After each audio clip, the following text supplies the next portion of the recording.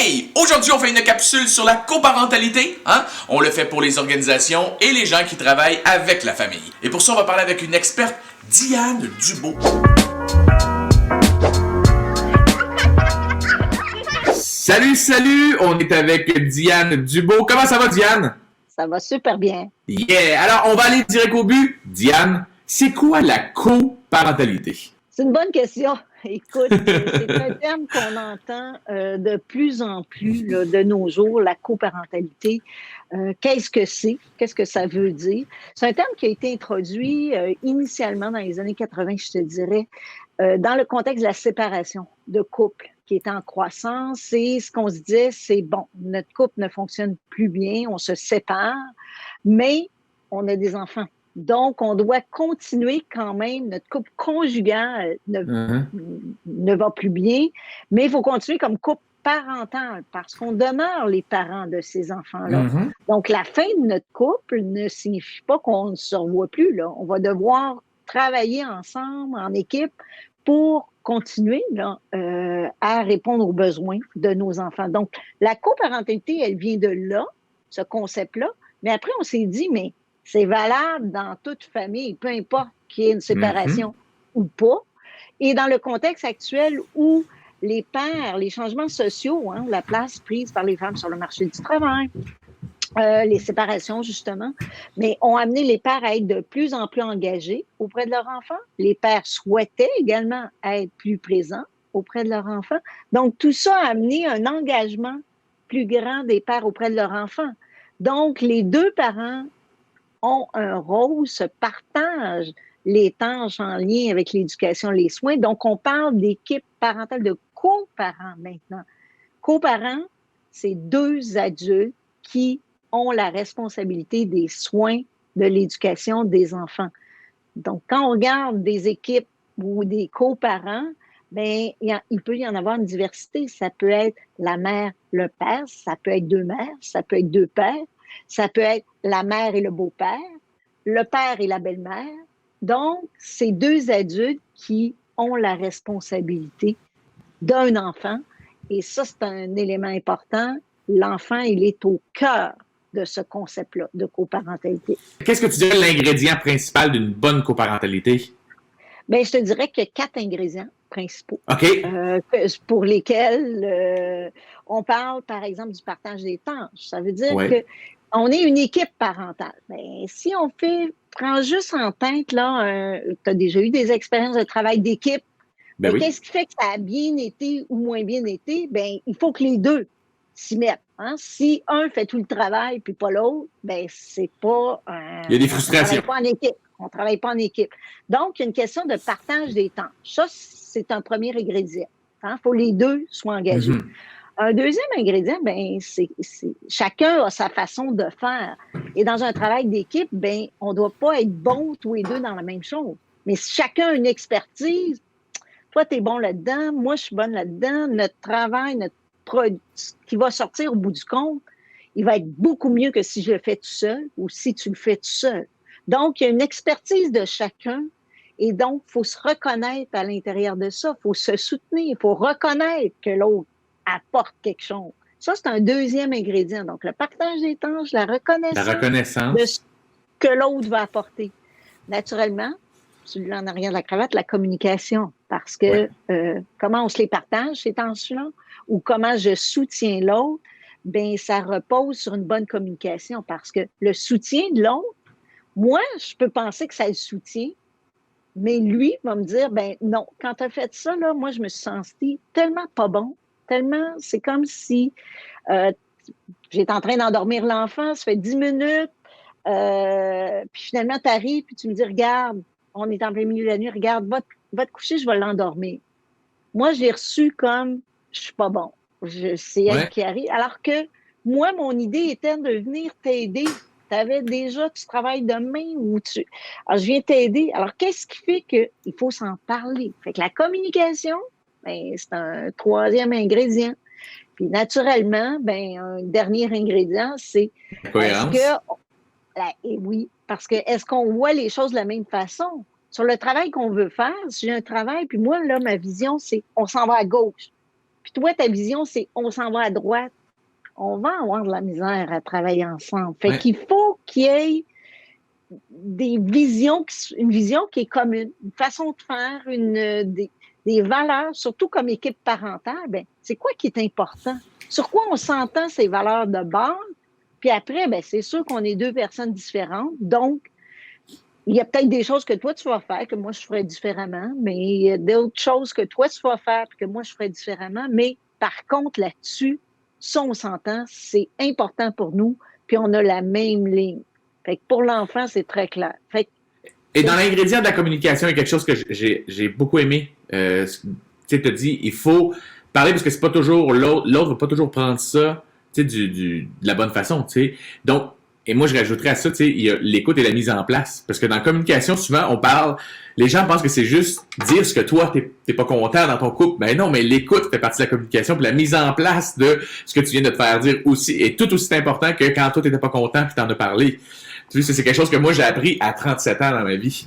Que je pensais que la communication, c'était juste, ça allait dans un sens. Oh, oui, j'écoute ce que tu as à dire, mais la mise en place de tout ça vient faire en sorte que tu as une belle communication dans un couple qui est dans les deux sens et trouver les solutions pour régler ces problèmes-là.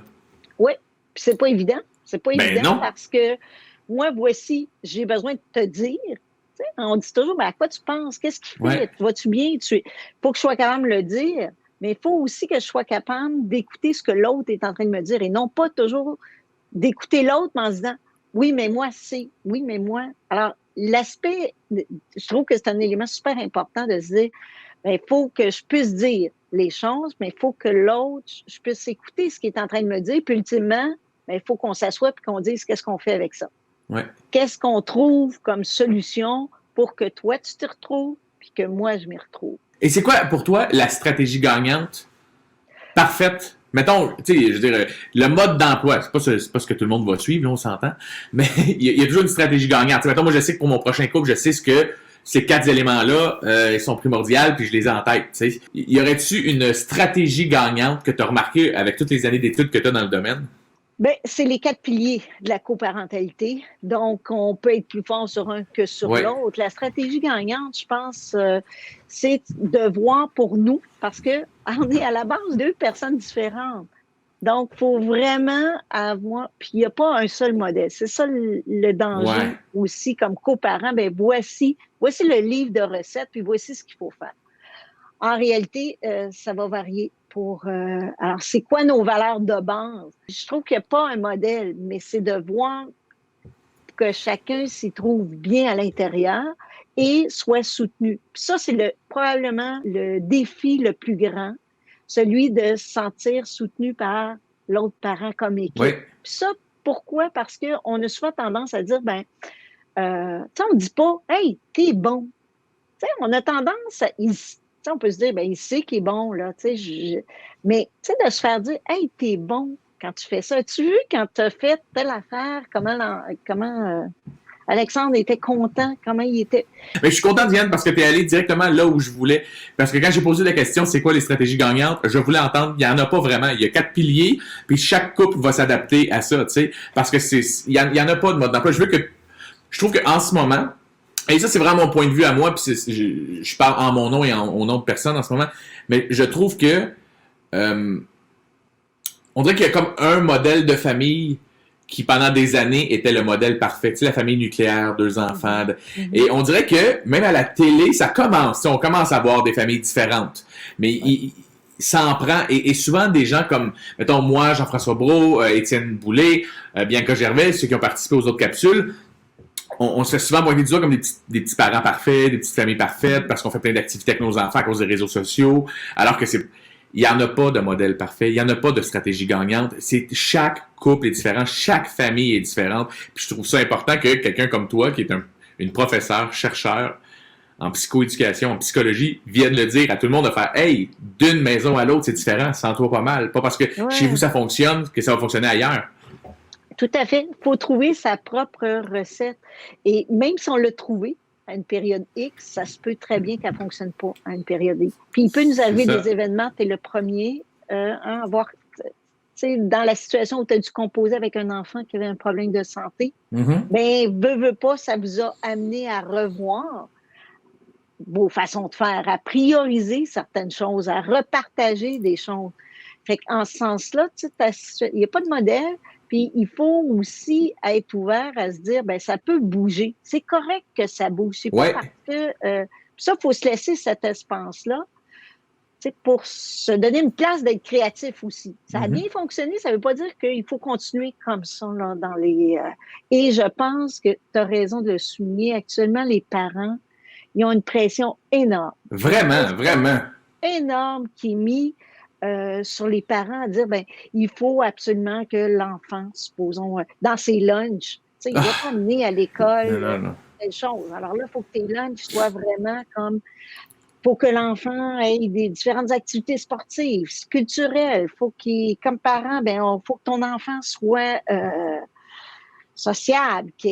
Alors, il y a une pression énorme qui est mise et sur l'enfant, sur moi comme parent, puis en plus, on en rajoute sur nous autres comme parents, comme équipe parentale ou comme couple, puis au niveau couple conjugal aussi.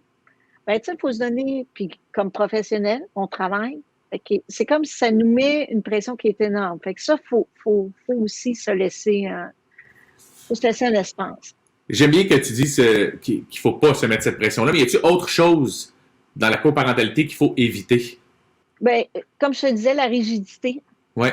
La rigidité, moi, je trouve, puis ça revient un peu à ton modèle unique, mais aussi, je pense qu'il faut se laisser l'espace là, pour être créatif aussi. Pour être. Ça, c'est peut-être un autre ingrédient, là, tu sais, de se dire, ben, il faut être créatif dans notre façon de faire. Là, pour l'instant, on a à composer avec ça. On n'a pas nécessairement de recette. On n'a pas de. Alors, qu'est-ce qu'on va faire? On va l'essayer. Ouais. On verra qu'est-ce que ça donne. Mais à être trop rigide, souvent, ben à ce moment-là, Ça casse. ça nous limite. Oui. Et ça casse. Plus tu es rigide, plus ça va casser. Nous, dans notre famille, puis même avec les enfants et avec mon ex, l'image qu'on prenait tout le temps, c'est le bateau.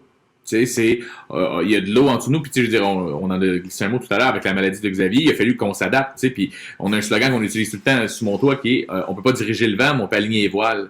Puis avec une famille, c'est ça, t'as pas le choix parce que tout change tout le temps. Il y en a un qui tombe malade, l'autre tombe pas malade. Il faut que tu tasses un peu ton autre enfant. Il faut pas que tu te sentes coupable de tasser un au détriment de l'autre parce que l'autre est malade. Là, après ça, c'est quand un a des activités, l'autre il suit à l'aréna, mais là, l'autre il participe plus, puis là, tu te sens coupable. Puis là, et là, ça devient comme une organisation où les deux parents se sentent coupables et souvent vont se projeter ça l'un sur l'autre après, de faire, ben, c'est de ta faute si ça c'est arrivé aujourd'hui, puis ça c'est de ta faute. Puis là, c'est là qu'on n'est plus dans une bonne communication, mais si les enfants bénéficieront pas de tout ça. Ouais. Quel est le meilleur bénéfice pour les enfants, les familles et les organisations, d'après toi? Mon Dieu, c'est une grosse question. Ouais, elle n'est pas petite. Les bénéfices. Mais pour l'enfant, c'est sûr que dans un environnement où il est en contact avec des parents qui se soutiennent, qui travaillent en équipe, comme je te disais, les besoins, ils sont nombreux d'un enfant. On n'est pas trop de deux pour s'en occuper. Donc, qu'on puisse miser sur les forces, ben, je pense que pour l'enfant, ce n'est qu'un plus. Puis en plus de voir que chaque parent peut faire des choses différemment, ben lui, ça multiplie ses apprentissages. Avec un parent, j'apprends telle chose, avec l'autre parent. Donc, cette équipe-là, c'est un gros plus pour l'enfant qui se développe dans un environnement qui optimise son développement, qui est positif. C'est pas toujours facile. Je dis pas que c'est facile, mais qui est un environnement harmonieux qui va faire qu'il ait plus confiance en lui. Donc, pour les enfants, c'est un plus. Pour les parents, chacun des parents, tu disais tout à l'heure la pression que les parents se mettent sur eux, puis éventuellement, comme reproche à l'autre, ben, quand on travaille en équipe, ben là, c'est nous autres comme parents. Fait que c'est plus... moi, je donnais l'exemple, à un moment donné, de mon fils qui était arrivé dans la cuisine, puis il me demandait pour se coucher plus tard. Puis je disais, ben non, tu le sais, les journées durant la semaine, tu te couches à telle heure. Et là, ce qu'il m'a répondu, c'est « Ah! » Il dit « T'es comme papa, t'es pas le fun. » Et là, ce que ça voulait dire, c'est pas Diane qui est pas le fun, c'est vous autres comme parents, vous êtes pas le fun. C'est ce qu'il faut. Et ce que je lui disais, c'est « Être parent, c'est pas drôle, j'aimerais mieux.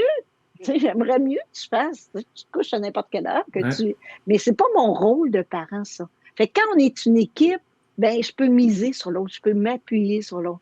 Fait que c'est un plus pour l'enfant, c'est un plus pour moi comme parent, mais mon conjoint aussi, puis nous autres comme équipe. Puis je pense que pour les organismes aussi, c'est que ça leur offre plusieurs leviers pour intervenir. C'est pas juste d'intervenir auprès de la mère, d'intervenir auprès du père, mais de se dire comment moi, dans mes interventions, je suis capable de les amener à ce que eux autres travaillent mieux en équipe. Fait que quand je suis en train, supposons, de demander à la mère, mais il est où le père? C'est quoi la place que tu lui accordes au père? Ou as-tu pensé que lui, ça pouvait l'intéresser ou que lui, ça pouvait... Ben là, j'alimente ces questions. Et ce qu'elle va faire, c'est qu'elle va arriver chez eux et elle va dire « Hey, aujourd'hui, j'ai parlé de ça. Ça peut-tu te toucher, ça? Ou telle affaire? » Alors là, je suis en train d'alimenter le dialogue entre mes deux parents. Fait que mon intervention que j'ai faite, elle est centrée sur la coparentalité. Elle va favoriser le travail de mes deux parents ensemble. Ah, j'avais pas vu que ça pouvait te toucher, ça. Elle me disait qu'il y a beaucoup de pères qui ont vécu ça. Est-ce que toi, tu as vécu ça, une dépression postpartum? Est-ce que toi, Et là, tu alimentes la discussion entre les deux. Fait que là, tu les amènes à mieux travailler entre eux. C'est magnifique. Magnifique ce que tu dis, Diane. J'adore ça de parler. Je t'écouterai pendant des heures. Mais on n'a pas des heures aujourd'hui. Fait qu'il va falloir faire d'autres réunions, d'autres meetings, d'autres capsules. Toujours avec plaisir. Passe une belle journée, Diane. Merci. Bye bye. Bye.